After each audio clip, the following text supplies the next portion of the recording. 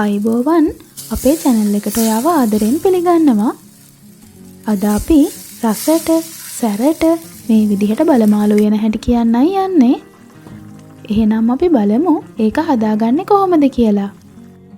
ඉස්සෙල්ලම මම මේ විදිහට ඇතිරියක් ලිපේ තියලා ඒකට පොල් තෙල් මේස හැඳි 4ක් විතර දාගන්නවා. ඊට පස්සේ ඒ ටික හොඳට රත් වෙන්න දෙමු.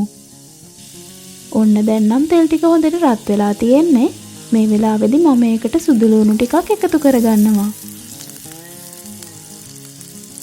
ඊළඟට ඒකට ලියාගත්ත බී ලුණු ටිකකුත් මම දාගන්නවා. දැන් මේ ඔක්කොටම ටිකක් වෙලා හොඳට ටෙම්පරාදු වෙන්න දෙමු. මේ වෙලාවේදී ලිපේ ගින්දර මධ්‍යම ප්‍රමාණයට තමයි තියාගන්න ඕනේ.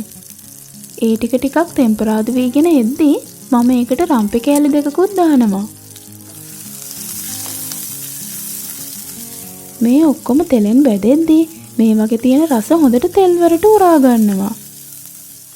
ලුණු එහෙම ටිකක් බැදීගෙන එද්දී කරපිංචා ටිකකුයි කුරුඳු පොතු කෑලි දෙකකුයි මම තෙල් එකට දාගන්නවා. දැන් මේ ඔක්කොටම තවත් විනාඩියක් විතර හොඳට ටෙම්පරාදු වෙන්න දෙමු.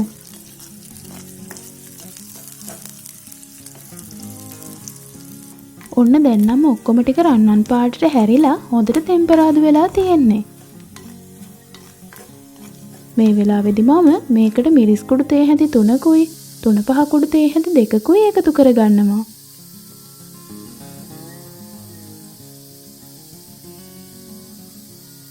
ඊළඟට ඒ ඔක්කොම ටික අපේ ටෙම්පරාදු කරගත්ත මිශ්‍රණය එක්ක හොඳට කලවම් කරගමු. ඒ ටික කලවම් කරගෙන ඉවරුණාම ඒකට මම වතුර කෝප භාගයක් විතර එකතු කරලා මේ මිශ්‍රණය ඒකේ හොඳට දිය කරගන්නවා.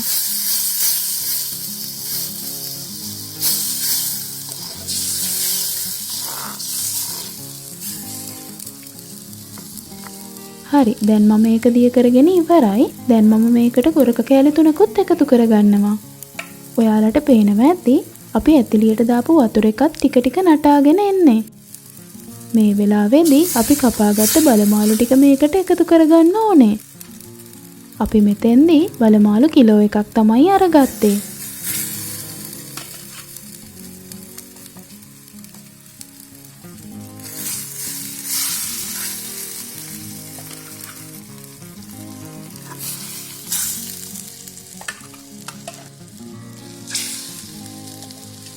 ඔක්කොම මාළු කෑලි ටික දාගෙන ඉවරුනහම ඒ ටික අපේ මිශ්‍රණයත් එක්ක කලවම් කරලා මදිපාඩු බලලා තවත් වතුර ටිකක් මම මේකට එකතු කරනවා.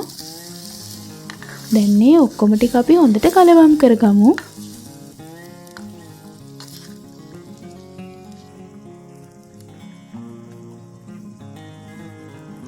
ඊළඟට මේ මාළු ව්‍යාංජනයට ලුණු තේ හැඳි 2ක් විතර මම එකතු කරනවා. ඊට පස්සේ ඒකත් මාළු එකත් එක්ක හොඳට කලවම් කරගමු. හරි දැන් මේ ටිකත් කලවම් කරගෙන ඉවරයි.